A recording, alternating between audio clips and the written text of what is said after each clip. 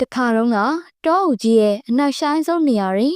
်တစ်ပင်အိုကြီးများအောက်မှာသူတော်စင်တစ်ပါးကထိုင်နေတဲ့မျက်စိမိတ်ပြီးတရားထိုင်နေတာပေါ့သူကနှစ်ပေါင်းများစွာလောကကိုစွန့်ခွာပြီးတရားအထုတ်လာတဲ့သူတော်စင်တစ်ပါးဖြစ်တာပေါ့သူတော်စင်ကပါဇက်ကနေရွတ်ဖက်လိုက်တဲ့အချိန်တောအုပ်တစ်ခုလုံးပြန့်နှံ့သွားခဲ့တာပေါ့ထိုအတန်နဲ့အတူမြေကြီးထဲကနေလက်နှလုံးလောက်အရွယ်ရှိတဲ့ကြောက်တုံးတုံးပေါ်လာပြီးအဲ့ကြောက်တုံးကနေရောင်ထက်ကိုပုံမလင်းလက်နေတာပေါ့သူတော်စင်က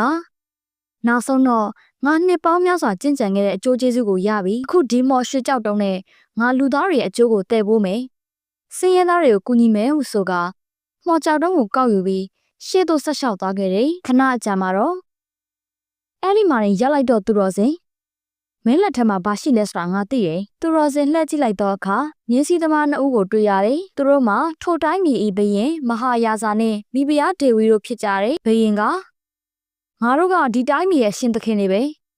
မင်းမော်ကြောက်တုံးကိုရထားရဲဆိုတာသိလို့ဒီတောအုပ်ထဲကိုလိုက်လာတာအဲ့ဒီကြောက်တုံးကထိသမျှကိုရွှေဖြစ်စေတယ်ဆိုပဲအဲ့ဒါကိုငါ့ကိုပေးစမ်းဟုအမိန့်ပေးလိုက်တာပေါ့သူတော်စင်ကရှင်မင်းကြီးအရှင်ကဘရင်တစ်ပါးပဲရွှေအများကြီးရှိနေတာပဲမဟုတ်လားဒီကြောက်တုံးကလူသားတွေကိုကူညီပေးရန်ထွက်တာဖြစ်ပါတယ်ဒါကိုကျွန်ုပ်မပေးနိုင်ဘူးဟုညှင်းဆိုလိုက်ပါတယ်မဟာယာဇာဘရင်ကလောဘစိတ်ကြောင့်အမားမှန်မခွဲခြားနိုင်တော့ပဲစိတ်တူပြီးဓာတ်ကိုဆွဲထုတ်ခါသူတော်စင်ရဲ့လက်ကိုခုတ်လိုက်တယ်ကြောက်တုံးကလွတ်ကျသွားပြီးသူတော်စင်လက်ကနေသွေးများစီးကျလာတာပေါ့အဲ့ဒီအချိန်ဘရင်ကအောက်သို့ကျသွားတဲ့ကြောက်တုံးကိုကောက်ယူလိုက်ပြီးအခုငါကကမ္ဘာပေါ်မှာအချမ်းသာဆုံးဘရင်ဖြစ်ပြီလို့ပြောလိုက်တာပေါ့မိဖုရားကစူးစမ်းလိုစိတ်ဖြင့်ကြောက်တုံးကိုဘရင်စီကနေတောင်းလိုက်တယ်ထို့စဉ်သူတော်စင်ကမိုင်းမဲတဲ့ဘရင်မင်းတို့ဒီကြောက်တုံးရဲ့လှုပ်အချက်ကိုမသိဘူး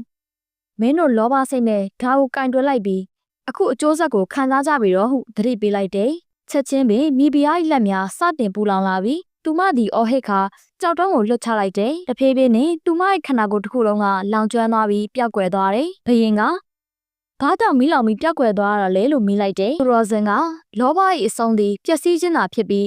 ဒါဟာလောဘကြီးသူတို့ရဲ့ဏီကုန်းချုပ်ပဲလို့ပြောလိုက်တယ်အဲ့ဒါကိုကြားတော့ဘရင်ကကြောက်လန့်နေတော့တာပေါ့ခဏကြာမှာတော့ဘရင်လည်းအလင်းနဲ့အတူပျောက်ကွယ်သွားတယ်သူတော်စင်သည်မှော်ကြောက်တုံးနဲ့အတူအလင်းနဲ့များတဲ့နိုင်ကိုရောင်ဖြောက်သွားတာပေါ့ဒုက္ခရွာလို့ခေါ်တယ်ရွာလေးတီယာမှာကိုကျော်စင်တယောက်နေမကောင်းသောဇနီးပန်းနုနဘေး၌စိုးရင်တကြီးထိုင်နေလိုက်တယ်သူတို့မှာဆေးကုသရန်ငွေကြေးမရှိတော့တဲ့အထိဆင်းရဲကြတာပေါ့ကိုကျော်စင်ကဆေးဆရာထံသွားမိဟုဆိုတော့လေမိမဖြစ်သူကဆေးဆရာကအရင်အကျိုးတွေမဆက်ရင်ဆင်းမပေးဘူးလို့ပြောပြီးမနေ့ကမောင်းထုတ်လိုက်တာမဟုတ်လားဟုငိုယိုပြီးပြောလိုက်တယ်ကိုကျော်စင်ကနောက်ဆုံးမျှော်လင့်ချက်အနေဖြင့်ရွာမအတိုးချီတဲ့ကိုချစ်တီးစီတို့အကူအညီတောင်းရန်သွားခဲ့တယ်ချစ်တီးသည်အလွန်လောဘကြီးသူဖြစ်တော်လဲကိုကျော်စင်ကိုမြင်တဲ့အခါမင်းကဒုက္ခရောက်နေတာပဲ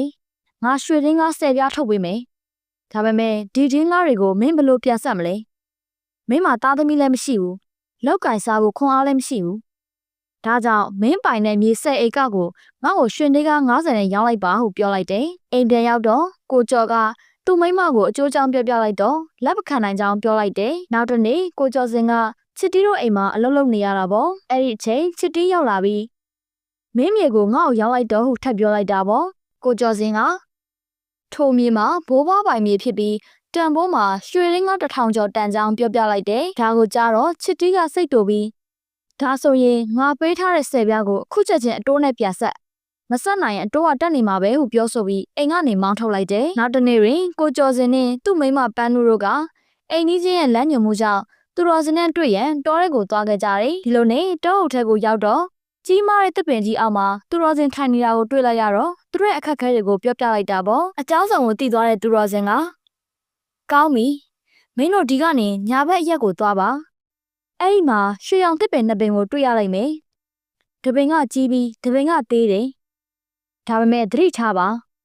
အဲ့ဒီအပင်နေစီကရွှေကိုတောင်းမယူပါနဲ့အပင်ရှင်းမှာလက်အုပ်ချပြီးသားသမီးတယောက်ပေးသနာပါလို့ဆုတောင်းပါအဲ့ဒီသားသမီးကပဲမင်းတို့ရဲ့ကံကြမ္မာကိုပြောင်းလဲပေးလိုက်မယ်မင်းတို့ရဲ့မြေကိုလည်းပြန်ရအောင်လုပ်ပေးလိုက်မယ်ဟုလမ်းညွှန်လိုက်တယ်သူတို့လင်မယားနှစ်ယောက်ဟာသူတော်စင်လမ်းညွှန်သည့်အတိုင်းတောနဲ့ထဲသို့ဆက်လက်သွားခဲ့ကြတယ်အဲ့လိုနဲ့သူတို့ရှေ့၌တောက်ပနေသောရွှေရောင်တစ်ပင်ကြီးနှစ်ပင်ကိုတွေ့လိုက်ရတယ်တစ်ပင်ကြီးနှစ်ပင်စလုံးကအရွက်မအစအကိုင်းခတ်ထိရွှေစစ်စစ်များဖြင့်ပြုလုပ်ထားတဲ့ကဲ့သို့ဝင်းပြောင်လက်နေတယ်ကိုကျော်စင်ကလောဘစိတ်ဖြင့်ဒီအပင်ကနေရွှေရက်တရက်လောက်ပဲယူလိုက်ရင်တော့ငါတို့ရဲ့အကျွေးတွေအားလုံးဆက်နိုင်မှာပဲဟုခဏတာအတွေးဝင်သွားတာပေါ့သို့တော့သူတော်စင်ရဲ့သတိပေးချက်ကိုပြန်လည်သတိရပြီးလောဘကိုထိန်းချုပ်လိုက်တယ်တကိုးကြီးသောရွှေပင်ကြီးများ ကျွန်ုပ်တို့သည်ရွှေကိုမလိုချင်ပါ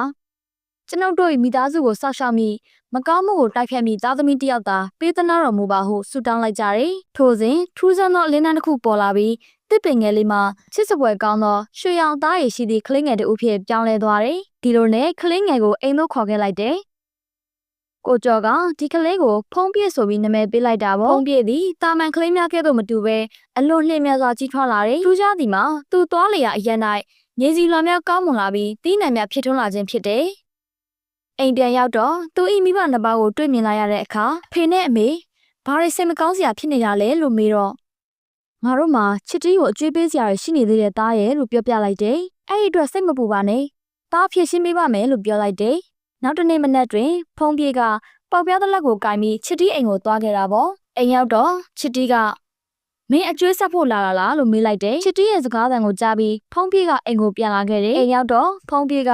သူ့မှာထူးခြားတဲ့အစွမ်းရှိကြောင်းပြောပြလိုက်တယ်အနီးမှာရှိတဲ့ဒုတ်ကိုယူလိုက်တော့ချက်ချင်းပဲရွှေရောင်ဒုတ်ဖြစ်ပြောင်းသွားတယ်နောက်ထပ်ပကံကိုကာလိုက်တော့ရွှေပကံဖြစ်ပြောင်းလဲသွားတာပေါ့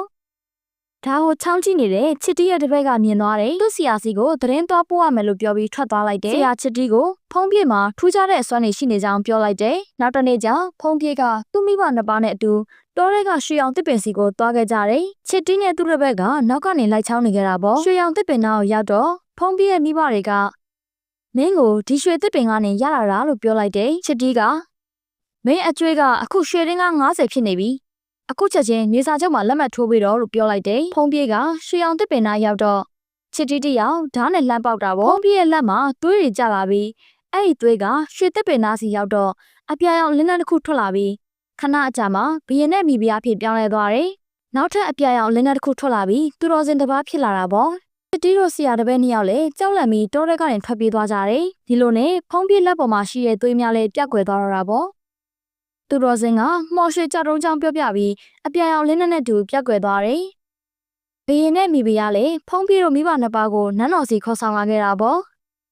မိဘနှစ်ပါးနဲ့အတူဖုံးပြေကနန်းတော်ထဲမှာပျော်ရွှင်စွာနေထိုင်သွားပါတော့တယ်